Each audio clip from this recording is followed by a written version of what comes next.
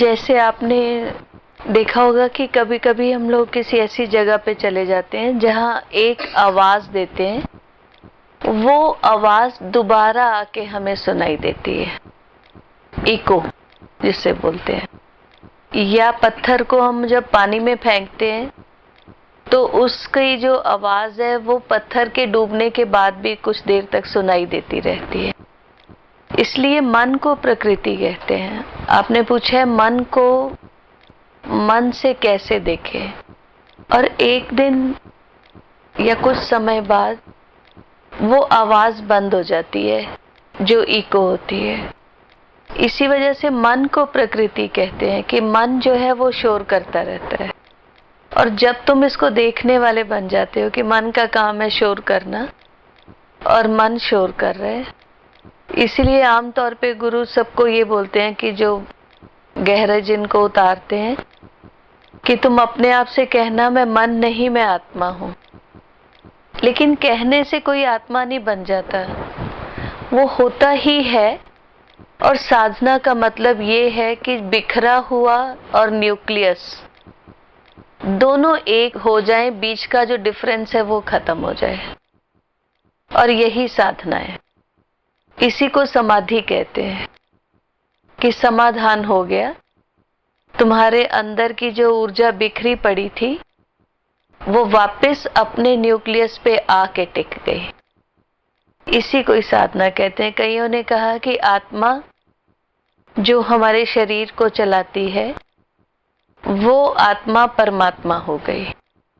एक ही बात है, एक ही चीज को एक्सप्लेन करने के लिए अलग अलग लोगों ने ढंग इस्तेमाल किए।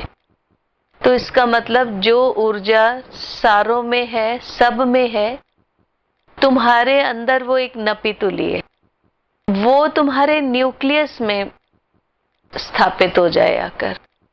तो इसका मतलब समाधान हो गया, समाधि हो गई। जो बिखराव था वो खत्म होकर एकत्व हो गया, जीरो हो गया। सिर्फ कह देने से कि मैं आत्मा हूं, या सिर्फ कह देने से कि मुझे पता है, या सिर्फ ज्ञान होने से या ज्ञान को बार बार सुनने से वैसा घटित नहीं होता। तो सुनना भी तब तक ही रहता है जब तक आपका मन नहीं किसी चीज को माना। मन नहीं माना इसलिए बार बार सुनते हो आप। और जब तुम्हारे साथ घटित होने लगता है तब तुम्हारी सुनने की इच्छा भी नहीं होती। जैसे बच्चा है, वो बार बार जब माँ बाप बोलते हैं कि तुम ऐसे नहीं करो, ऐसे नहीं करो, ऐसे नहीं करो, ऐसे नहीं करो, तो एक दिन खींच के बोलता है पता है मेरे को। लेकिन उस समय माँ बाप भी यही बोलते हैं अगर पता है तो फिर करता क्यों नहीं। तो बिल्कुल उसी तरह जो चेतन अवस्था होती है उसको सब कुछ पता होता है, what is right, what is wrong. जो मन है उस बच्चे की तरह होता है जिसको ज्ञान के रूप में आप सुनाते रहते हो, ऐसे न कर, ऐसे न कर, ऐसे न कर, ऐसे न कर, और मन आगे से शोर मचाता रहता है पता है मेरे को, पता है मेरे को। लेकिन फिर भी मन वो नहीं करता जो उसको करना चाहिए। तो इसका मतलब है एक माँ बाप के लिए एक नेक और अच्छी औलाद तभी होती कहलाती है कि जो माँ बाप ने कहा है औलाद ने वैसा कर लिया, उसमें आप भी सुखी रही और माँ बाप भी उससे तृप्त और शांत रहे। इसका मतलब उनका कहा हुआ सिर्फ कहना नहीं रह गया, बल्कि वो घटित हो गया। तो साधना मतलब ही ये है कि अंतर आत्मा वो कहती है कि ऐसा मत करो। तभी बोलते हैं तुम्हारा गुरु तुम्हारे ही अंदर है, वो कहता है कि ऐसा मत करो, ऐसा मत करो। जो गुरु, साकार गुरु भी आते हैं, वो संदेश देते रहे हैं ऐसा मत करो, ऐसा मत करो, ऐसा करने से ये होगा, वैसा करने से वो होगा। लेकिन मन ही नहीं मानता, और जब तक नहीं मानता तुम उसे सुनाते हो या सुनाने के लिए बार बार वहां लेकर जाते हो। और जब अंतर घटित होना शुरू हो जाता है तब सुनने की जरूरत ही नहीं रहती, क्योंकि घटित हो गया। जो बच्चे अपने माँ बाप की सेवा करते हैं, माँ बाप उन्हें कभी नहीं कहते कि तुम सेवा किया करो। इसका मतलब उन्होंने कहा, उन्होंने कर दी, तो कहने की जरूरत ही नहीं है। इसी तरह मन जब मान जाता है तो मन और चेतना दोनों एक हो जाते हैं, मतलब मन ही चेतना हो जाता है, चेतना ही चेतन रूप में परिवर्तित हो जाता है। तो फिर जो ज्ञान है वो भी एक बहुत बड़ा शोर बन जाता है और कुछ भी नहीं रह जाता उसके सिवाय। तो फिर लोग उसको घटित करने पर चलते हैं कि इसको किसी तरह घटित कर लिया जाए, जो सुना है उसी को उतार लिया जाए। जैसे कि एक माला के 108 मन के गिने जाते हैं, जबकि 108 की जो संख्या है वो धरती से सूरज के बीच की जो दूरी है उसको प्रेडिक्ट करती है। इसका मतलब तुम्हारे मूलाधार और तुम्हारे अंदर के सूर्य के बीच की जो डिस्टेंस है वो 108। तो लोग मन के फेरते रहते हैं, जाप करते रहते हैं। बेसिकली वो जाप करते रहते हैं कि मन की जो आवाज है वो खत्म हो जाए, मन और उस सूर्य के बीच का जो भेद है वो समाप्त हो जाए, जो 108 है वो 0 हो जाए। 0 का मतलब ना नहीं, 0 का मतलब है कि वो बीच का भेद खत्म होकर जो अंतर मन है वो चेतन रूप में परिवर्तित हो जाए। इसी चीज को सिंपल वर्ड्स में कहा कबीर जी ने, माला कहे है काट की तू क्यों फेरे मोहे, मन का फेर ले तुरत मिला दूं तो है। कि एक मन के का मतलब है तुम्हारा मन अंतर के एक गैप को या एक पोर्शन को जो है उसको साध गया, उतना ऊपर चला गया। इसका मतलब ये होता है मन। इसीलिए नहीं तो माला हाथ में जितना मर्जी पकड़ी रखो, जितना तुम अंतर देखते चले जाते हो अपने आप ही तुम्हें धीरे धीरे ये पता लगने लगता है कि मेरी भी गलतियां हैं।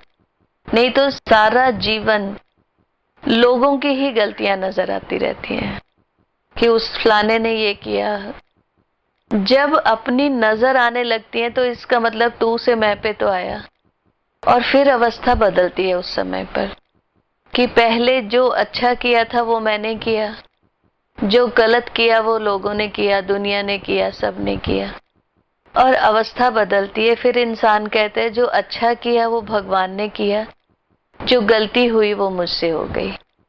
तो इसका मतलब है एक गैप खत्म हो गया। लोग सोचते हैं हमारी यात्रा चल रही है कि नहीं चल रही है। अगर ये भी तब्दीली आ गई है तो इसका मतलब है यात्रा चल रही है। और फिर धीरे धीरे समझ आता है कि एक ही बात तो है, अगर सही किया था तो भी मैंने, गलत किया था तो भी मैंने। और अगर सही किया था तो भी परमात्मा ने, अगर गलत किया था तो भी। तो कबीर जी की फिर अवस्था वही, जो करो सो तुम करो, मैं किछ किया नहीं, तुम ही करो तुम ही हो मुझ माही। तुम और मैं का भेद कि अगर इस शरीर ने किया है तो शरीर में भी तू ही है। तू और मैं का जो ये भेद है इसको समाप्त करना ही साधना है और इसी के लिए ध्यान होता है हमेशा। इसलिए अपने अंतर की अवस्था को देखो, स्वयं को देखो, एक एक सूत्र तुम्हें पता लगेगा। अब एक कितनी सिंपल सी बात है, एक चोर जिसने उसे चोरी सिखाई है उसे अपना गुरु बोलता है और उसके पैरों को हाथ लगाता है कि ये मेरा गुरु है। तो इसका मतलब जो तुम्हारे अंतर तुम चाहते हो अपने लिए, अपनी अवस्था, जो तुम्हें उसकी तरफ चला देता है वो तुम्हारे लिए गुरु ही होता है। तो इसका मतलब ये तो तुम्हारे मन ने देखना है कि उसे क्या चाहिए। उसको अपना गुरु इसी तरह ही अच्छा लगता है एक चोर को कि उसने बताया था मुझे कि अगर चोरी करते ऐसे पकड़े जाओगे तो ऐसे बच जाना। तो जो लोग संसार चाहते हैं वो मन में जो उनको वर देते हैं देवी देवता हैं उनका ध्यान अपने मन में रखते हैं। जो ज्ञान चाहते हैं वो सरस्वती को अपने मन में गुरु की तरह रखते हैं। जिनको संसार चलाना है वो लक्ष्मी को अपने मन में गुरु की तरह रखते हैं, उसको ध्याते हैं। तो जिस चीज को ध्यान रहे हो वो चीज तुम्हारे तक आने लगेगी, वो गुरु तुम्हारे को वो देने लग जाएगा। लेकिन ऐसे कितने लोग हैं जो ये सोचते हैं कि मैं जहां से आया हूं मुझे वहां वापस जाना है, या जो मैं हूं मुझे उसी में ही जाके स्थित होना है। क्योंकि जो भी मैं मांगूंगा, जिसको भी मैं ध्याऊंगा, जिसको भी, जो उसके पास है, जितना उसके पास है वो मुझे उतना ही दे सकेगा। और इसलिए जो लोग ध्यान करते हैं उनके लिए सबसे पहला चरण ही ये होता है कि किसी रूप और स्थान, किसी चीज का ध्यान तुम्हारे मन में नहीं होना चाहिए। वो अकाल जो काल में नहीं रहता, वो जिसका कोई रूप रंग नहीं, जिससे सब रूप रंग आते हैं, उसका ध्यान जब उसका रूप रंग नहीं है तो फिर किसका ध्यान? साधना गहरी है, वापसी की है, बहुत ऊंची है, इसलिए तुम्हारी सोच भी उतनी ही ऊंची होनी चाहिए।